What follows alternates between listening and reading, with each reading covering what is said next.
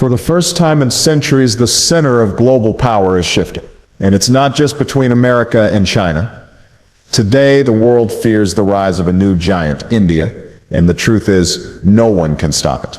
Now, when I say that, I don't mean fear in the sense of hostility. I mean respect. I mean recognition. I mean awareness that something big is happening.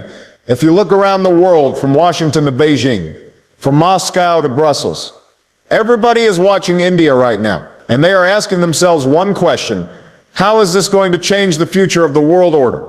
India today is already the 5th largest economy on earth. Not long ago, it was behind Britain, the very country that once ruled over it. But now India has moved ahead, and if growth continues at the current pace, if India can sustain 6 to 7% GDP growth year after year, by 2030 it is expected to become the 3rd largest economy, behind only the United States and China. That is an extraordinary achievement for a nation that was once considered a poor developing country. And let's talk about what is driving this transformation. India's IT and service sector has become the brain of the digital world. When you pick up your phone, when a company in America or Europe needs software, there is a good chance that somebody in Bengaluru, or Hyderabad or Pune is behind that code. Giants like Infosys, Wipro, and Tata Consultancy are leading the way. At the same time, manufacturing is beginning to shift. As costs rise in China, as global companies worry about over-reliance on Beijing, they are looking toward India. Apple is already moving part of its iPhone production to India. Tesla is negotiating to set up a factory. That is not just economics, that is geopolitics. And let's not forget the startups and green energy. And behind this is a growing middle class, hundreds of millions of people entering the consumer economy, buying cars, smartphones, homes. Global companies cannot ignore that kind of market. Now, numbers are important, but the real story of India is not just in its GDP, it's in its people. India today is the most populous country on earth, with more than 1.43 billion citizens. But here is the real difference. The median age is just 28 years old. Compare that to China or the United States, where the average age is around 38. In Europe, it's even older. That means while the rest of the world is getting old, India is still young. And that youth is not just in numbers, it's in skills.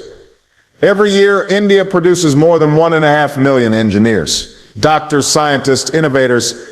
By 2030, 1 out of every 4 new workers in the global economy will come from India. Think about that for a moment. A quarter of the world's new workforce from one country.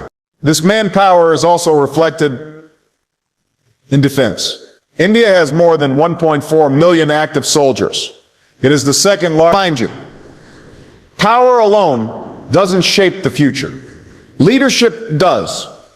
Throughout my own journey, I've learned that nations rise and fall not just because of their numbers or their weapons or even their money, but because of the vision of their leaders and the integrity of their people. That is why I put together a book called The Leadership Blueprint. It's not just for presidents or prime ministers. It's for teachers, entrepreneurs, community leaders, anyone who wants to learn how to build vision, communicate with impact, and lead with integrity. Whether you're in Delhi, Washington, or Nairobi, leadership is the one force that can truly change your destiny. Now, let's talk about diplomacy, because this is where India has surprised the world. When you look at India's foreign policy, it doesn't simply align with one bloc. Instead, it balances with the United States. India is a strategic partner. It is part of the Quad, along with Japan and Australia, working to secure the Indo-Pacific and counter China's growing influence. India has signed defense deals with Washington worth billions of dollars. At the same time, India maintains deep ties with Russia. It buys more than 40% of its military hardware from Moscow. And since the Ukraine war, it has become one of the largest buyers of discounted Russian oil.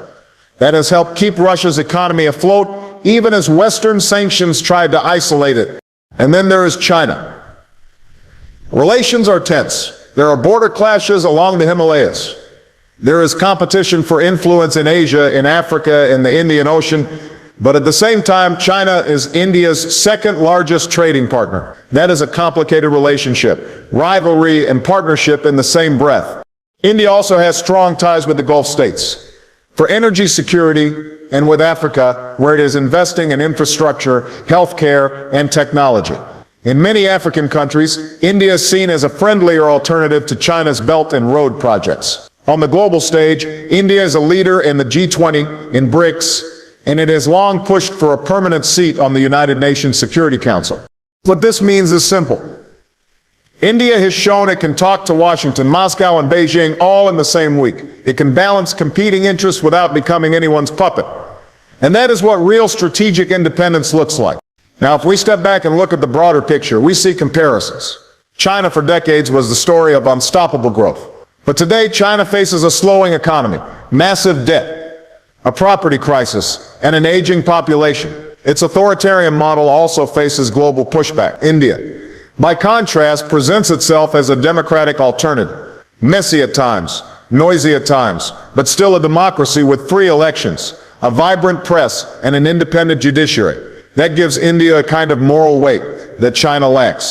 The United States is still the largest economy and the most powerful military in the world, but it knows it cannot face the challenges of the 21st century alone. Climate change, terrorism, artificial intelligence, supply chains, these are global issues. And so America sees India as a natural partner, not just to balance China, but to help shape the future. Russia, meanwhile, is struggling. After invading Ukraine, it has faced sanctions, isolation, and battlefield setbacks. And yet, it leans on India as a customer, a friend who will still take its oil, still buy its weapons. That gives India leverage. Africa and the Middle East are also in this equation. Both regions are rich in resources and young populations. Both are becoming battlegrounds of influence between China and India. The Gulf is critical for India's energy, and Africa is where India is investing in trade, education, and technology. But beyond the economy, beyond the manpower, beyond the diplomacy, there are hidden strengths. India has nuclear weapons. It has a space program that is now respected worldwide. Chandrayaan-3 was not just a scientific achievement. It was a statement that India belongs in the club of space powers. India is also a leader in digital technology. The UPI system, a platform for digital payments, processed more than 11 billion transactions in a single month. That is more than any other country on earth. It shows how India can leapfrog old systems and create its own solutions. In energy, India is investing heavily in renewables.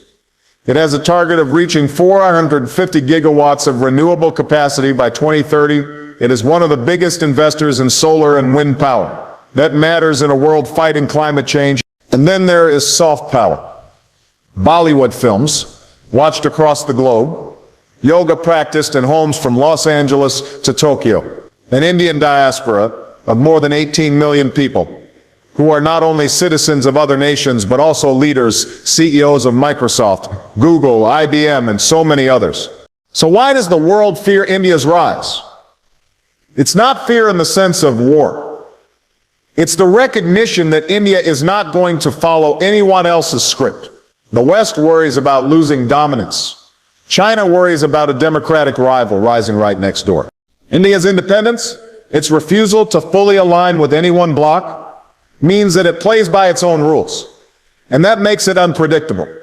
It challenges the old structures of power where the United States and China were expected to be the two poles. Instead, we are moving toward a multipolar world, where India will stand as a center of gravity in its own right.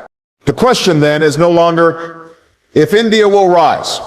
The question is how the world will adapt when it does. Because in the end, the rise of India is not just India's story. It is a story about how billions of people with resilience and determination can reshape the world. And it is a story that teaches us all. If you want to change your destiny, you must learn to lead. That is the lesson. That is the truth. And that is why the world is watching India now.